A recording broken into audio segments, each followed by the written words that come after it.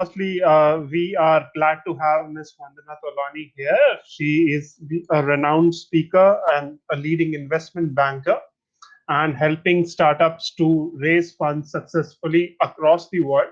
She has a rich experience of over 20 years and helped across sectors many startups in raising funds successfully. Her diverse experience is helping various startups and helping her in achieve a great repute. So here we have her today to discuss successes and failures in fundraising. Fundraising has always been the most exciting part whenever we discuss businesses. Whenever we read a funding news, it gives us a kick that we also want to start something and raise money. As glamorous as it looks, it is very technical topic and very sensitive in terms of helping companies grow. So over to you, Anna, to discuss more about the successes and failures in fundraising.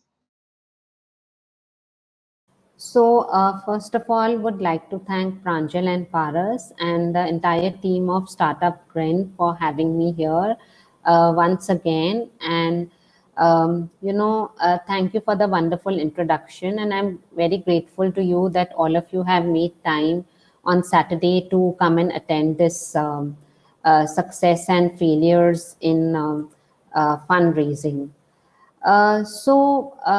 Like Paras introduced, I would also like to give some additional information, which is a recent development in my career. I was in Singapore and Jakarta for 15 years in investment banking. I had my own family office fund there. This is my seventh year back in India. I did investments, then I went back to advisory. So currently, I'm connected with 300 investors globally, and I do pick up global deals. We are sector agnostic. Typically, we do $1 million to $25 million. And apart from fundraising, we make pitch decks, financial models, we give business advisory, and we also help funds, raise funds for their VC funds.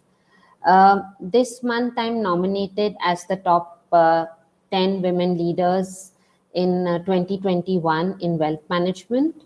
I have given over 155 talks all over the world. And this is a small intro about me. So, coming to the topic, success and failures in fundraising. I would like to answer the questions which Paras and Pranjal would be asking, and also from the audience as to why fundraising round fails. What is it that goes wrong, and what is it that we need to rectify as to get successful and get the right kind of investments? So I would hand over now to Paras and Pranjal. So, Yeah. I'll rather start with the thing like what is it or what are the components to make a startup funding successful? Like what all do you need to make a complete round of funding? What is the time does it that it takes? What are the intricacies?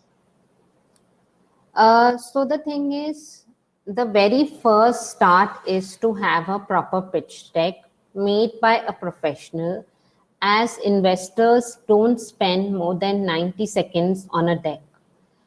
It is very important to get a pitch deck done by a professional as per the market standards. That is the first and foremost important thing when we start, going to the investors to start our fund, to raise investments for our startup. We also need a video pitch deck. A video pitch deck is very important because investors don't spend more than 90 seconds on a deck, and with a video pitch deck, they get a clarity about as who is the founder, what is the product like, what is it that they are asking funds for, and it is like a trend in the market to have a video pitch deck nowadays. Also, in a startup, having a complementary team, a marketing team, an operations team, a financial team, a technical team that complements each other. really works well to get success in a when we are asking for a fundraise. Not only that, the investors do look at the background of the founder, as to what is the background, how strong the founder has a drive to run his business, where is he from a very strong background that he has come into raise funds, and what is the disruptive technology that the founder is building, like, and what problem they are trying to solve, and whether it will either it has revenues or it will get some revenues in the near future, because it is also the investors hard earned money that is going into the system. Naturally he wants to see that what is he betting at, and whether it's going to multiply or no. Hence it is very important that we pitch ourselves and present ourselves in the right manner. It's like, if we are going to buy a dairy milk chocolate, it is wrapped really nicely, there is some ads around it, and we feel, oh, it's really presentable, and hence we buy it. The marketing is done in the right manner. Similarly, the startup is selling themselves to the investor, so the investor is buying it. So one needs to present themselves and position and market themselves in the right manner as to how to get the investments done. I think these basic things are really important, which gives one success. What is the right time for me to go and raise funds for my startup? Is it should I go pre-revenue before even I have started making any money? Should I be having a certain number of users for my product, or does it vary from business to business? Or do I need to have some kind of IP, or do I need to belong to IIT or IIM to get a funding? So, or to have someone of such a quality in the team. So, what are the components? What are the good things to have when I want to raise funds for my company for building my business? And what kind of businesses really do not need funds? Because as far as I believe, the services companies makes money.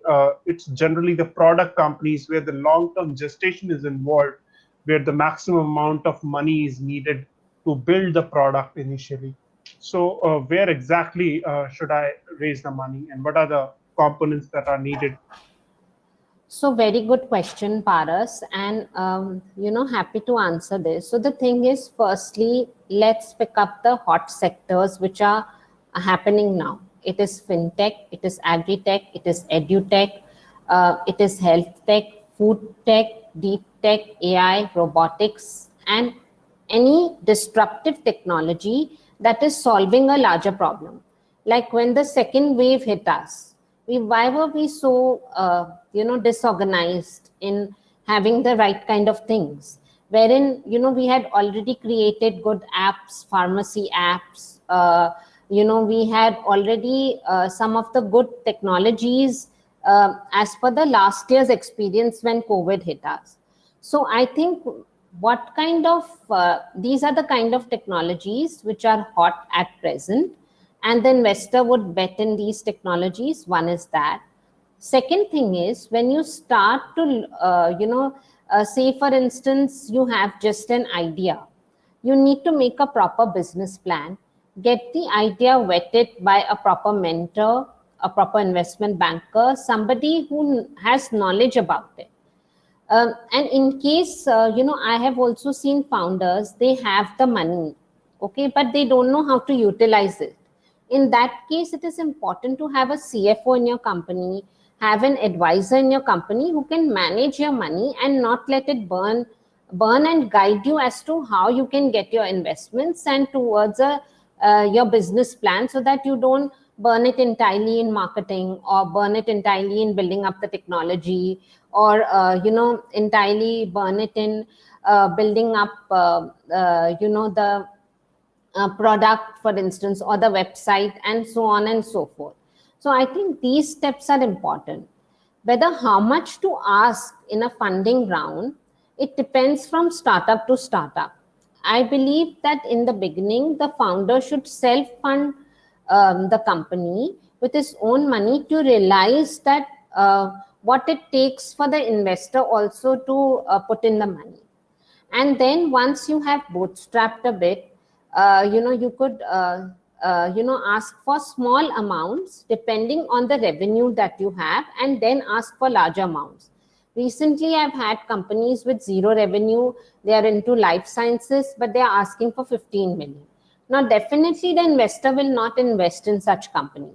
Why? Because they don't have any revenue, they have a solution for cancer, but they're asking for 15 million, and they feel 2 million is too less or 1 million is too less. So I had to tell them, look, this will not work out. So these kind of things that the founders have in mind needs to be corrected. It's also very important to have a financial model and valuation in place so that you understand what are the next steps.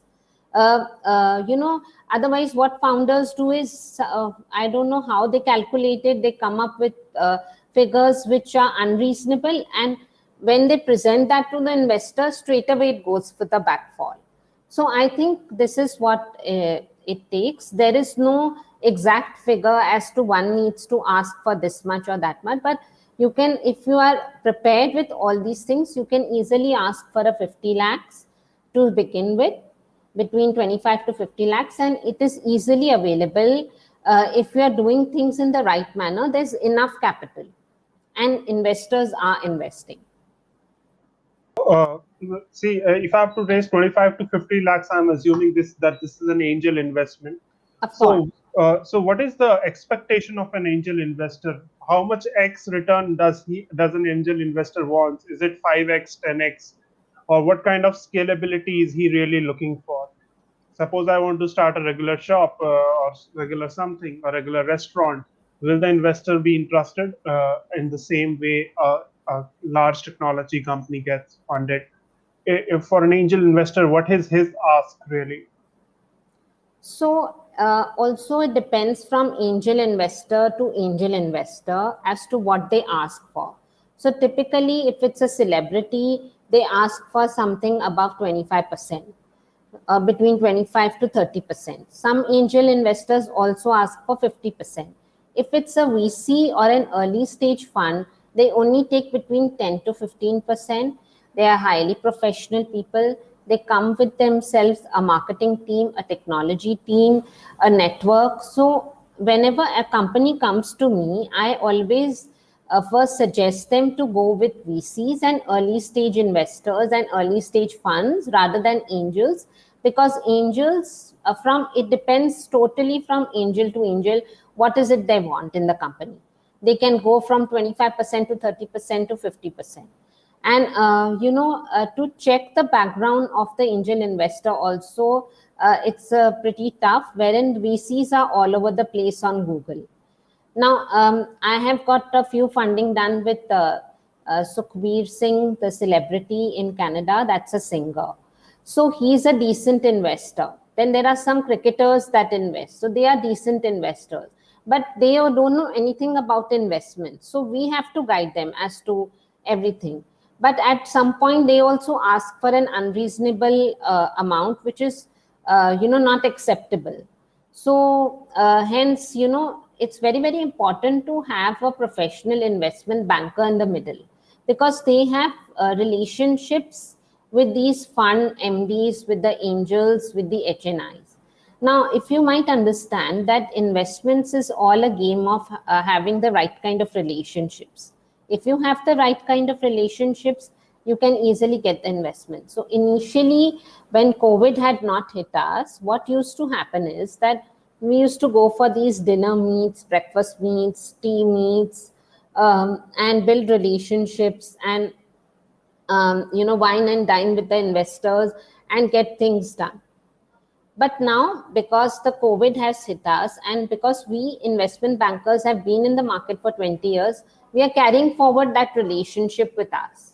So if you have that kind of relationship, say your uncle is from a very good corporate background and he wants to invest in your company, as an angel investor, it's totally fine. I had an angel investor call me the other day and said, look, I want to invest 30 lakhs in a company. Can you help me? I don't know the next process. I just have the money. So then I had to guide him with the term sheet, with the, how to go about it, etc. So there are investors like these also. About sharing up to 25 to 30% or even 50%. So as per the NCA guidelines, at 25%, the other party has the ownership stakes and the board Yeah, seat in the yeah, company. yeah. So how much okay it is to give somebody such a control over the company when he can, through his votes, he can affect the major decisions in the company at the very start of it. I suppose I have a really good technology. My product is really good, and tomorrow or and after a year or 3 years down the line, my valuation is gonna hit probably $1 billion. So why do I share a 25% stake, let's say for 50 lakhs or 25 lakhs? So how does that work, or how Uh, should I negotiate on that one? Yeah. So, say for instance, see if the angel investor is from your own network, your relative, friend, or one of your colleagues you are known. So it will be easy for you to negotiate on your own because you know the person, and if he is already knows about what he is doing, he'll help you out, of course, and you can get your own lawyer or an investment banker to negotiate the same. But say, for instance, you have been introduced by somebody else and you don't know what he wants and how to negotiate, or you just get a term sheet from somewhere. Then the thing is, then you can go to an investment banker and say, look, I'm putting you in the middle, you help me negotiate this and bring it to the same page. So the investment banker will have the idea as to what is the market trend. Is he asking for something reasonable or no? I had this somebody texted me on LinkedIn, and they had got a term sheet from USA, and he asked me to just have a look at the term sheet because there was an underwriting charge of 56 lakhs. So when I looked at it and I did my due diligence, which just took me 1 hour, I told him, don't sign this term sheet because nobody takes a underwriting charge of 56 lakhs in advance before when they present a term sheet. So he got saved from a scam. So things like that happen. So to avoid these things, you better go to somebody who has the knowledge about it and show it. And of course, if you have a lawyer in your startup, it is works well. If you don't have, you can go to an investment banker. If you are with a VC fund, they already are very, very organized and structured. Angels don't know anything, so they just do anything around it. So there are ways to negotiate it, but you need to do it also in the right manner. Of course, if they will take a board seat, angels do take that, and stuff like that. So you have to be ready for all that risk when you are doing angel investment, and how much of the risk you want to take. And if it's a known person, if it's your own family, if it's your own relative or friend, then it's really easy. But if not, then of course you'll have to take a call there. Thank you. Yes. So, yeah. Yeah. Many venture capitalists, many angel investors, and sometimes many other investors who are not be of very good quality or maybe are the kind of black sheeps in the market may have the intent of maybe acquiring the company or acquiring the Yeah. control over the company.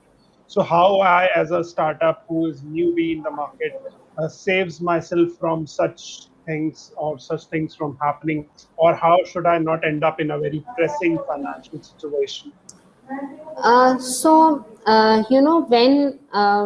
When a VC asks for 10 to 15%, some decisions have to be made with them. Like, say for instance, you have to give some salaries. Say for instance, they want to know, why are you giving the CTO so much salary, or why is it that you're spending? So that explanation you have to give to a VC also. When it comes to angel investor, naturally, because they have put a larger money, some explanations you'll have to give as to why you're using the money, what you're doing. Some angel investors are very sweet. They just want to put the money like that celebrity, and they know that you know how to run your show. They just have the timely meetings, and with that, they know what's happening in the company. But some might want to take an extra charge. They come as a strategic tie-up. They will want you to pivot, they'll want you to change. So at any given point in time, if the term sheet is not as per your will, you don't need to sign it. You get it, if you really want the investments, get it negotiated, bring them on the same page, then sign it, or just leave it. Like, don't let yourself get bullied just because you want the money. Better than you bootstrap a bit more and then go for a better investor. So you could always take the term sheet, but as a startup, you have the right to deny it. As a startup, you have a right to make sure that you are not being bullied. And if you have no idea as to what to do, show it to somebody, show it to an advisor, show it to your CFO, show it to an investment banker. Look, this term sheet has come, should I sign it or no, or is it okay to go ahead with this? So that's Successfully raised my funds. So what are the next steps? What happens after it? Is it like I got a direct credit in my bank account and I can do whatever with it, or is it does it comes in trenches, or yeah. what really happens? What is the process of due diligence? How do I sign the term sheet? What are the intricacies? So there were two founders, Paras. One bought a car with the money and one treated cancer. So that is really, really not acceptable. Can you buy a car with the investor's money? No, it is not for your personal use. Basically, it is not for blowing it up. The investor has also, it's his hard earned money, which he's putting into your system because he believes in you. It's like, say, for instance, you have a child, you give the child 1000 rupees. And every time the child keeps asking for the 1000 rupees, at some point you'll ask the child, look, what did you do with it? If you bought books, pencils, you use it for transport or you use it for chocolates, it's fair enough. The parent wants to make sure that it's not being used for anything else, right? Similarly, the investor is not giving the money to burn it. The investor is giving the money to utilize this in the right manner. So please don't use the investor's money to treat cancer or to buy a car. Once you get the investor's money, whatever you had mentioned in your deck, the usage of the funds is, use it for that and take advice. So, and don't suddenly just burn it, like burn 6 crores in 1 minute, or like I have to do this, I have to do that. Like, use it wisely so that you have it over a certain period of time, and your show can also run. There will be families associated with you, their show can also run. Marketing is also done, technology is also done, bootstrapping is also happening, and it's showing that the money is multiplying. I think then that should be the next step. If you are taking the money and then you don't know what to do with it, then take advice of somebody who can manage your money. Like, say, for instance, that person used it for buying a car. If he didn't know how to manage the money, he could have given it to charge to the CFO. Like, look, I don't know how to manage this. Now, can you guide me as to what I should do with it? Give it to somebody who is good in managing money. So I think that is a thing, because see, everybody will not be good at everything. Some people are not good at managing money, you might understand. Some people are used to burning money, some people are used to wasting money, some people make wrong moves. It's better to take somebody's advice who has donkey years of experience in it, and then take a call. It always works well. So, what are the intricacies of due diligence and term sheet? Like, how much time does it take for due diligence? What are the uh, components of due diligence, and what does there in the term sheet? The entire funding round is of a 3 months period. 2 months takes for term sheet to bring out. That also depends on who's bringing it out. Either it's the investment banker or you're doing it yourself. Then 2 weeks takes for due diligence, and 2 weeks takes for fund hitting your accounts. That's the maximum it happens. Now, in due diligence, what we do is we give a list of documents to the founder way in advance so that the founder can compile those documents and keep it ready. That saves him from entire 2 weeks of compiling the documents when they receive the term sheet, because the fund gives their own set of documents for due diligence, but there's a standard list that we give it to everybody. That is important.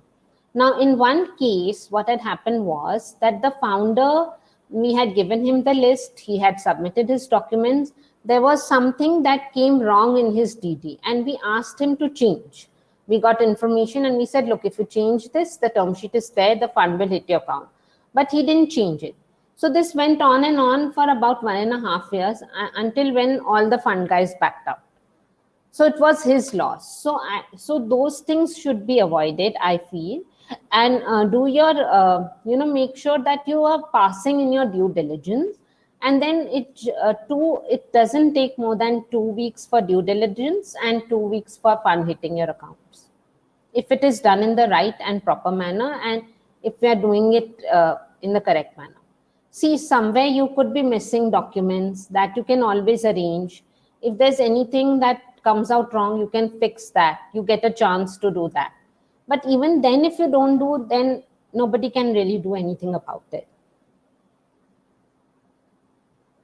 So thank you, and thank you, Paras, for asking question. I would allow, if it is possible, if it is okay, that Rohit and Renal could come and ask their question directly before I allow them to be on the presenter mode. I would just to reflect back on the point which you have mentioned.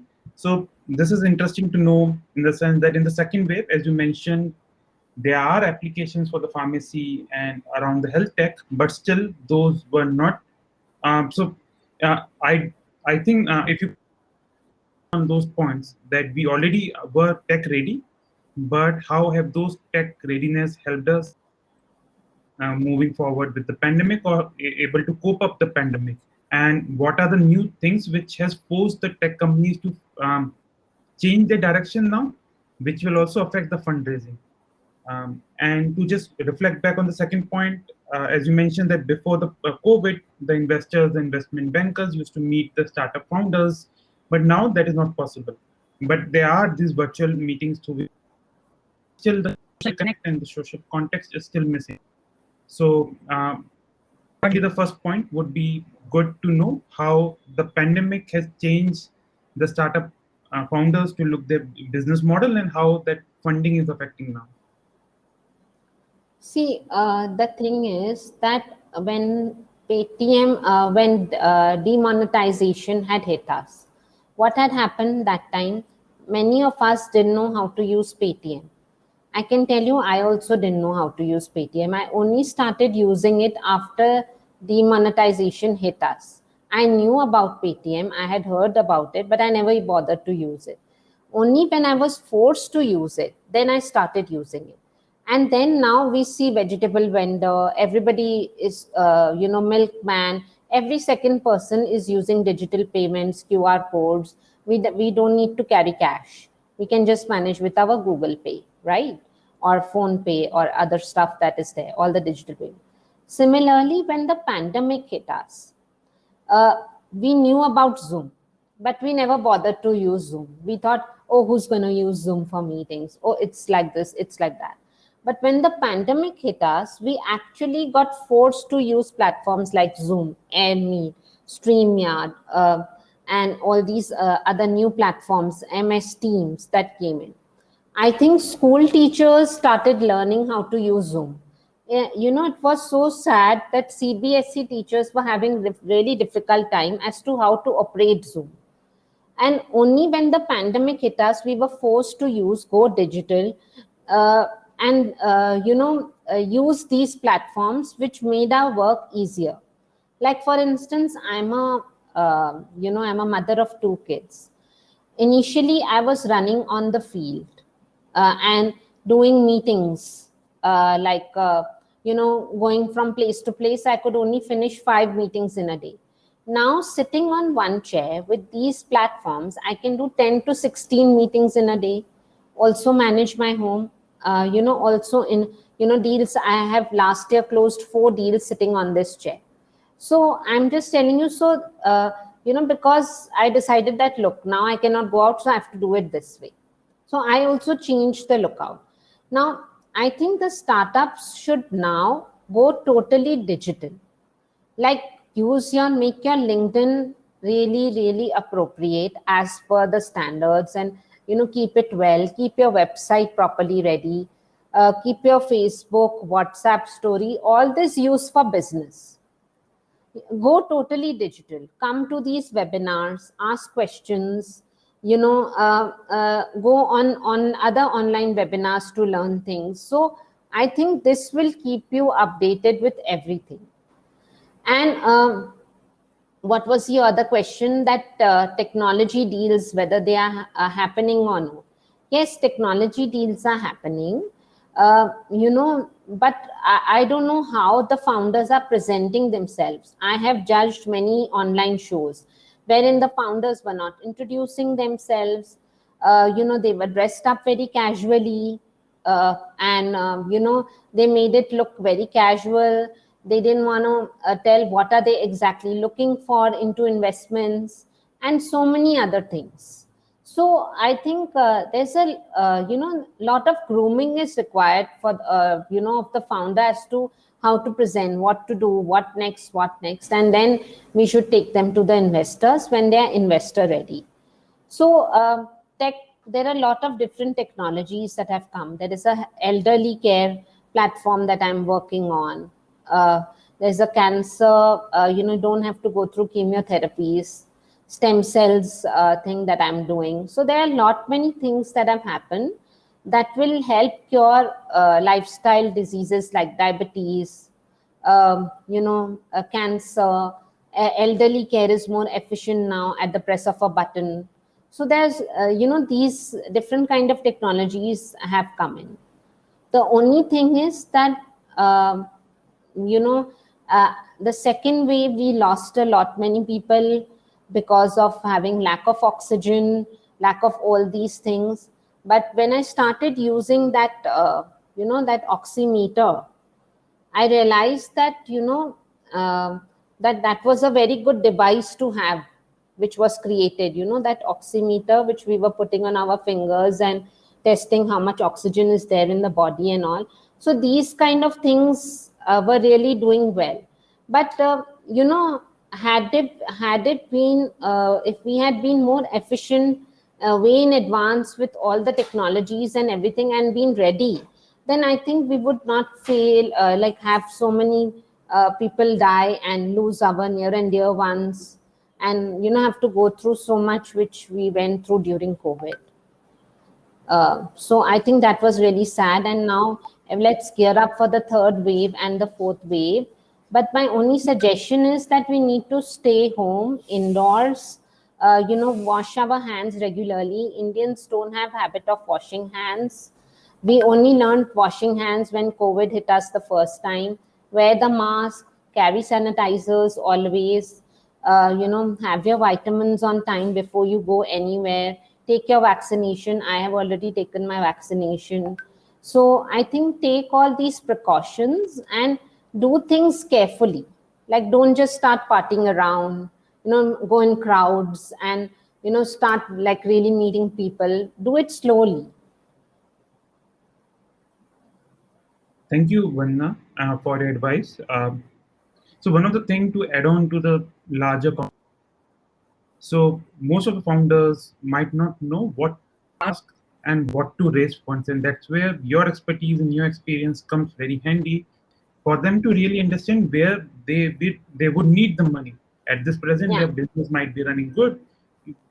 They should always be ready for the coming future, and that's where the times are very uncertain. Hence, it's difficult from that perspective what to think about. And because you are dealing with a number of startups, so you are seeing and you could predict and you could speculate in the right direction where the startup founder should think about. And that's where your expertise comes into the picture. We have with us one of the audience, and we would love for her to switch on the video. Otherwise, audio is fine as per, and would love to first explain her background and the question next. Yeah, sure.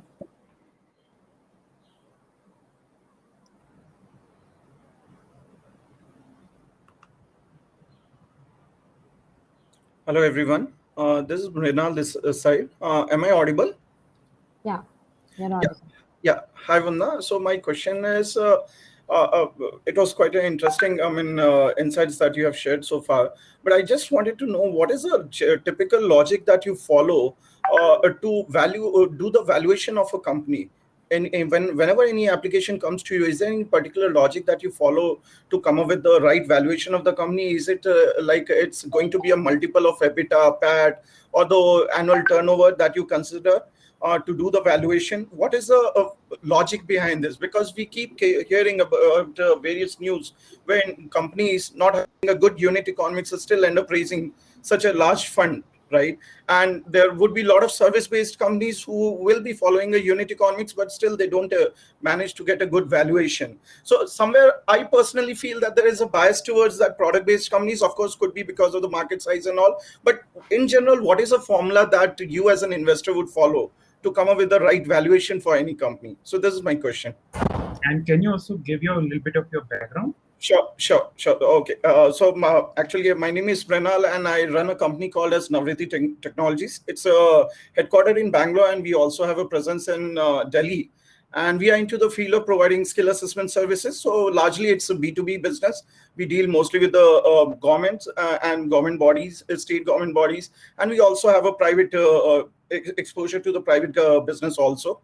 So that's broadly what I'm into.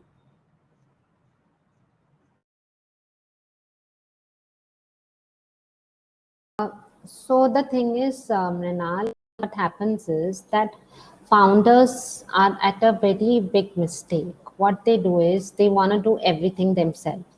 They go and do the valuation, themselves and come up with figures, which I don't know how they came up with. So we have, people in our team who are experts in this. Then we have to look at a lot of things. We have to look at the pitch deck, we have to look at the company, we have to look at a certain amount of revenues, we have to look what is going on, and then we could calculate this, the valuation. And usually what we calculate is always accurate. Hence, I always recommend the founders that, get your valuation done by a professional, because, you might not be an expert in everything. One is that. So again, investments, part of investments also depends on the kind of relationships you have. I can tell you, there was this founder with a very, very strong background. He had put his own 2 crores into the cloud-based platform that he was developing. Before that, he had 2 big companies already, 500 crore revenue, and another one, a beverages company, and this was his 3rd company. Now, because he had self-funded, even because his technology was not yet launched, and because he had success of 2 previous startups, he got funded easily. And of course, when the time came for valuations, he got it done by professionals, and hence, he could be on the same page with the investors. What I tell founders is not to box themselves up by giving their valuation way beforehand to the investors. Once the investor gets interested, let the investor propose what they have to propose. Then you should, go ahead and negotiate and say, look, this is what we did and this is what we are offering, and can we come on the same page with the same number? So this is how it is done. Funding is happening all the time. There's a lot of capital, but it also depends on how the founders are presenting themselves. What is their background? What is the technology? Was it self-funded? Is the revenue? All these things the investor wants to look at. Hence, there are some failures, there are some successes. Unit metrics is, of course, important. And, if a fund is investing in a company without seeing the unit metrics, there must be a strong relationship there. And hence it is happening. So there are different factors as to what leads to what. There's no fixed formula here, kind of a thing. So if you want to get your valuations done, you could connect with me offline. I could help you with the same, but we do take charges for that. I want to announce it openly. There's no free service here. In case, you guys are thinking that, so that's the thing. So hope I've answered your question, Mrinal, and thank you for asking such a wonderful question. Sure, Vandana. So, just one small follow-up question. I wanted to seek your, investor perspective on this. So, any proposal comes to you, what are top 3 things that you look at? Is it the team? Is it the idea? Or is it like the turnover? Or just top 2-3 things which you look for any investee company, probably? Okay, so when somebody proposes a company to me, I first look at what is it, I look at their pitch deck. If they don't have the pitch deck, I do my due diligence on the founder. I check their LinkedIn profile. I check their background thoroughly before picking up the deal. I show the deal to 2-3 of my fund connects. When they say yes, only then I pick up the mandate.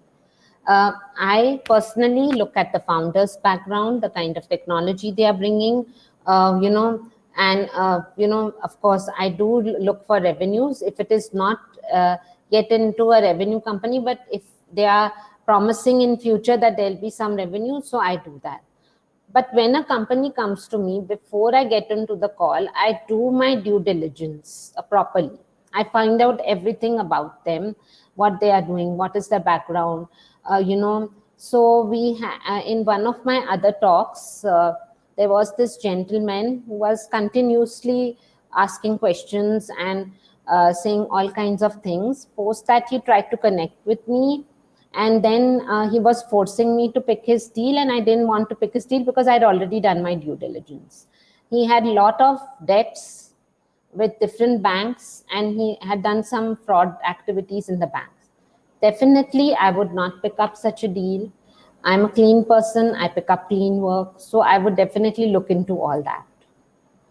I wouldn't favor a woman or a male. I would look into as to what the talent, what are they bringing on the table. Look, if you have the drive, if you have the right kind of thing that you're bringing on the table, if you're doing things in the right manner, nobody can stop you. So I will pick up that work. But if there is something, if I find out during the due diligence, naturally, I will just say no to it. So that's the kind of thing. Understood. Thanks for the response. Thanks. Bye-bye. Thank you, Ms. Vandana, for this comment, and also to highlight that every deal, if you are picking up, that does not mean that you would be in a position to go forward, because you will do your own due diligence, your own norms, and you will always want to go start a founder, but it is not possible in every case because of n x number of reasons. Of course. Your attempt help the founder to grow, but we never know how the situation may turn out. In the chat, there are some discussion going around, but we cannot always say because of this reason it does not happen. There are many reasons around it, and we may address that later on. But as you have mentioned it very clearly, that's what we will go with forward. I would love to now bring in Atul Verma. Sure. Atul, if you wish to switch on your video. Hello. And then ask a question. All right. Can you hear me? Yeah, of course. We can hear Okay. you. Great. So a little bit about myself. My name is Atul Verma. I am a UX research consultant from Delhi. So I help companies with their UX process and research and support their research projects.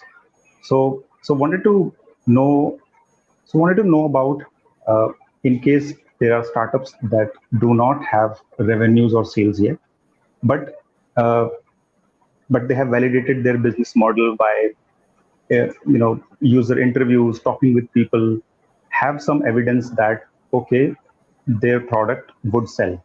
So what do you think that how much weightage would that give in a pitch deck? Like you have told that there are several factors there, like background of the entrepreneurs, and how does so what do they do, how does their social media accounts look like, and there are several other factors. But what do you think? How much weightage would that be if they don't have revenue or sales yet, but uh, they have collected evidence that the customers would be their potential customers would be interested in that. So what do you think? How much weightage would that be? Like I mentioned, that there was a founder that had invested his own money, 2 crores, and because he had 2 successful startups, even though he had no revenue, even though his product was not launched, he got funded. So again, if your business model is already vetted and validated, and if you have proof of that, and you don't have revenues, but the investor sees that at some point there will be revenues. Of course, you can't show that all throughout there will be no revenues and you will keep taking investors' money. I think that won't be acceptable. If your product or the business model or your stuff is validated and you say like, look, right now I need this much money, and 6 months down the line, I have these many clients or customers that I want to service, which can happen only if the investments come in. If you show that like some purchase orders or some connection wherein you can prove that point, of course then you would get the investment. And for me again, even if the thing is validated, if you have shown proof, I will again do some more due diligence on it before I get into it, because that's just me. I would like to check what is it that is you're building, what is it that you try to do, what are the different things that happen. And sales do happen if it is done in the right manner. I feel that everybody wants like founders keep saying we don't get investments, but they also don't want to work towards it. Like they don't want to pivot. If things are not working, they just want to wait for the investment to come. They don't want to work towards bootstrapping. There was a founder who didn't even want to make his website, when it's very simple to make their website on your own. Also you can do it. We have Wix, we have so many other platforms. So I think all these things, like you Right. can't like completely, like you will not get fed all the time with the spoon, right? You have to do Hmm. something on your own also. Like, are you doing the marketing in the right manner? uh, you know who is in your network? Are you tapping the right kind of audience to get your sales done?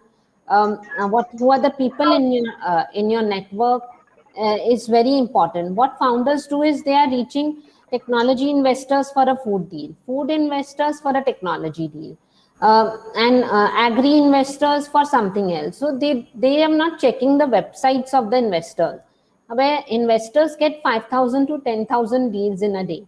Where do you think they have the time to go through all this? Naturally, they will see a wrong deal is proposed, they will trash it. Right. So it's like that. And of course, investors have an upper hand because they have the money. Naturally, you have to work also towards what you are building. What you Hmm. have built. If you have your own money to build the technology, go ahead and do it. Later on, while you are asking for investments, so how much you're working towards it also depends. It's not totally that we get the everything is not a bed of roses. One needs to work towards it. Right. Thank you so much, Mrs. Talani. No worries.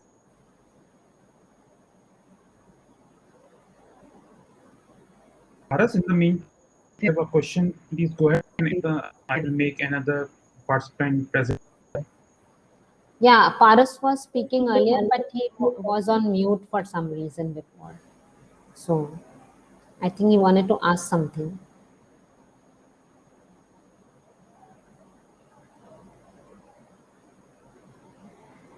Paras, I think you are on mute. There has been a bit of a, Yeah, but yeah, there's a technical issue. I wanted to know of the personal successes in terms of uh, investment that you have arranged or may help a startup to get it. What are the things that they did right? and so that the remaining startups here can take the cue from that and learn from it. Sure, sure. I have had, so last year during the lockdown, I closed 4 deals: a fintech, a health tech, an agri tech, a deep tech, and a food tech also, 5 deals. Now, the reason why they got success was that, they also followed my advice in making the pitch deck in the right manner, getting their video pitch deck done, making their product video, presenting it to the investors in the right manner. They took my advice at lot many things, and they followed directions. They asked me before calls as to what we need to say and things like that. And then so I think what founders do, it sometimes they don't want to listen to investment bankers. So I don't know why they hire us. They just want to do their own thing. So I had this founder in the gaming field, and basically I kept on telling him, look, you need to do this. He just didn't want to listen. He took calls of investors from the handphone, and I told him, look, you need to take it from the computer. You need to be dressed up formally, and you need to be at least presentable, like so all that. And keep your video on, use your computer, share your pitch deck. Why is it that you've got the pitch deck made if you don't want to share?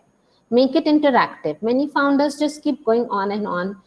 So there was one founder who just kept going on, and because the technology was inside his home, he went around and showing everything, but he didn't let the investor speak. And the investor had already said, look, I have only 30 minutes. Make it so interactive that they get inquisitive, and they want to understand, how did you do this? How did you do that? Where did you get that from? Who's your client? How do you make money with this? So I have a chit fund deal which is going on in fintech, where the founders are from Bangalore. They make it so interactive that the investors really love them. And I've seen only half the time investors asking questions, and they are just quiet. wherein other deals I see the founder is just going on and on and on, and not making it this thing. So we have to, even whatever we want to put it across the tables, we have to present it in the right manner, put our perspective across, and respect each other, have the decency if there is difference of opinion, not to put anybody down during anything at all, whether it's calls, events, give respect. I think that's more important. And when we do such things, I think we just outshine the thing, and we need to be compassionate. We need to have that empathy towards everybody, and understanding is not there. Tell me one thing, since childhood, how many of you are actually able to identify your skills? In Indian families, sorry to say, but we don't help people recognize their skills. Like, even when we are in companies, we don't help each other recognize their skills. How many of you actually, when you work in corporates, go and tell people, look, you have this skill, go ahead and do this. Maybe you have this skill and you just didn't know. Like, I have made people recognize their skills, and now they are really doing well. My skills got recognized because somebody pointed to me. I also didn't know. So I'm just saying that, start this chain of helping each other by, when you're talking to a friend or talking to somebody, look, I feel you have this skill. Do you want to utilize it to make money? Like, maybe that person will start thinking. And founders also need to pivot. They get fixed-headed. If something is not working, they want to just go die, become bankrupt, and just continue it. You can't do like that. You have to be wise. You have to be centered as to, it's okay. I mean, you need to pivot it. Something is not working clearly, and you're starving to death and all that. You don't need to do that, because in some cases there are families involved. There are kids, there are wives, there are mothers, there are fathers. You can't do this. You have to take responsibility. You can't put everybody into the deep dive situation you are. let them also dive with you, but just because you want to get into an entrepreneur. If it's not working, just pick up a job. So I have a cross question. Yeah, sure. Yeah. Paras, be So conscious about basically, be a last question. Okay. all right, sure. Sorry. So how is the valuation done? Like, suppose I have, let's say a lakh rupees per month. Yeah. So generally how it happens is that it is the net present value of the future cash flows that Yeah. is being considered as valuation. Hmm. So, Yeah. but when I cannot predict what are my next year's revenues are, or if they are gonna be 100 times of what they are today, given my model. So, what is it that a CA consider, or a financial advisor or investment banker consider when valuing a company? Like, what is it in his asset sides that raises his value or his net worth of the company? Because there is no particular way of deciding that net worth, and also getting it certified by a CA will become equally challenging when there are no fixed sort. See, actually, I'm of a different opinion here. Actually, CAs cannot do valuation because CAs are meant to do CA work. They do it in a traditional manner. There are people who are professionally able to do the valuation. Now, if you're having a revenue of 1 lakh this month, naturally, and if there is, you will see another lakh coming up next month. It's not that you will see no money coming next month with the same, or maybe a 2 lakh coming, a 3 lakh coming. So firstly, what market research have you done? What is your total addressable market? Who are your clients? What is there in the pipeline? Everything goes. Even though the revenue this month was only 1 lakh, but then there must be something that you can see for yourself what is coming up in the second month. You can't just sit with no money. It could be more, it could be same, it could be less, but there's something will come up with what you are selling or whatever is your product, and so on and so forth. So I think based on all that, the valuation is done. And also, like a standard, like if we know that this is going to VCs or this is going to angels, then based on that, a certain figure comes up wherein we calculate it, but we deep dive into the system. We just don't look at, okay, what was it this month? Was it self-funded before? Is that money burned? Did some angel put in the money? So is there a soft commitment coming in? There could be anything. So all those things are taken into consideration. So just a follow-up question: what is the difference pre-money and post-money valuations? If you can just explain a bit. Yeah. So different investors, they do come up with different kind of valuation systems. Some do pre-money, some do post-money. It all depends from investor to investor. So and what they are proposing. So then at that point, don't give the answer to them. Take that, go to somebody who's knowledgeable, sit, discuss, figure out things, whether you want to take it or you want to leave it, and then go to the next stage. Don't just really accept whatever they are saying. Also, I'm not saying that they are always right or the founders are always right, but you need to bring them have come on the same page. See, first thing is whether you want to get investments or no, or you just want to explore the idea and try it and see if it works or not. What happens is many founders, they back out when they get the term sheet because they get scared, or they get that, oh, what am I doing? Am I ready to take this risk or no? So firstly, are you a risk taker? Like, do you want to take the risk and jump into the system? I know one founder who is ready to tie up with a strategic investor in Dubai who's taking 50% stake, just because that investor is opening a larger market for him, till Bloomberg, till other stuff and all. So he wants to take that risk. He wants to take a dive. Now, what is your gut feeling? Do you want to take that risk? Do you want to go ahead? Do you want to take a chance? It all depends. So sometimes we do get scared because See, everything has consequences, and we all know, we are all adults here, right? Now, thinking of the consequences, sometimes we do worry, and then we take a wrong move, or we are too impulsive to take the move, okay, and then we jump into something, or we get too scared. So I think that's the difference here. A very common approach in the West that they build startups to sell it later to the bigger guys or the bigger startups. So how does that happen? And like, what are the when we see Elon Musk or some who becomes like really cool in the entire startup world? So what are their parameters? Like, what is it that investors there look up to? Is it the flashiness of the person itself, or the charminess of the person, or what are the parameters there? And how much sane is this to build a startup only to sell it with a mission to sell it to a big guy? Also, before you answer, Tolani, up to you. Do you wish to extend the session? Wish to extend? I think I just want to answer Paras's question, because like, I'm at you guys' event. So let me just answer it, and then we can wrap it up and say bye to everybody. Yeah.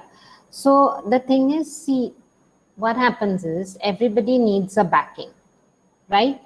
Now, if you look at yourself and you look left and you look right, you don't have backing of a family, you don't have backing of a friend. Then you see this huge backing coming from the investor. The investor is bringing this entire ecosystem for you, which will help you grow. Naturally, you will take it up, right on. So, I mean, it's what kind of backing you want. It's also depends on that. If you want that backing, then you would jump into it. So, investors have a network, a strong network. Investors have the money. Investors have the technology team, the marketing team. And if you don't have anything, naturally you would go for it. So that's the whole thing, explaining in short. We could wrap it up now as we are this thing. But I think that many of people in abroad registered for this event. They even sent me messages, but I don't know why it's showing only 9. So I'm pretty sad. The reason is one of the also this is a new platform. Couple of people in the beginning joined, but there were some technical issues from their end. For some, the audio was not working. For some, something else, and because of that experience, they might have dropped out. But we are. Do you want to try to do it on StreamYard? It straight away goes to YouTube and LinkedIn and everywhere, so you'll get a better reach. I mean, it's just my suggestion. StreamYard, everybody is using StreamYard nowadays. The moment you start StreamYard, automatically it goes to Facebook, LinkedIn, YouTube, everywhere. You actually don't even have to record the session. It just gets recorded itself and the link gets displayed. I do a lot on StreamYard. So I have this particular show every Wednesday, my solo show, where I answer all the questions for startups. I give a topic for 30 minutes, and then I ask questions live. So anybody who wants to tune in, you can connect with me. It's my own show. It's every Wednesday for 30 minutes, 4:30 p.m. India time. Sometimes it goes 3 p.m. So we do post about it. So if you want to join that, also welcome. It's on StreamYard. Right. And we would love to have your close for that. Thank you very much also to give us the life lessons as to the startup founders. And when it comes to fundraising, we are passionate. We are always running behind. The founder especially runs behind. But it's a family and it's a whole big, the whole people are dependent on the founders. And that's how we need to be conscious, or the founders needs to be conscious how they're taking those decisions. And it is okay. The life brings many roadblocks in front of you, but that does not mean that you should stop. Navigate that space And for that reason itself, Ms. Tolani is here to help the startup founders navigate that challenging times, and especially in this time, if someone is thinking about fundraising and thinking about what all should be done. And this is, and we are very privileged to have you for this. And it has been so enriching, especially for us and especially for the startup world, to hear your experiences, what how you're dealing with different startups, what they need to do. So your rich experience will definitely help and help the Indian ecosystem and the larger global ecosystem to be more equitable, more sustainable in terms of fundraising, and you founder could go wrong, where the founder could go down.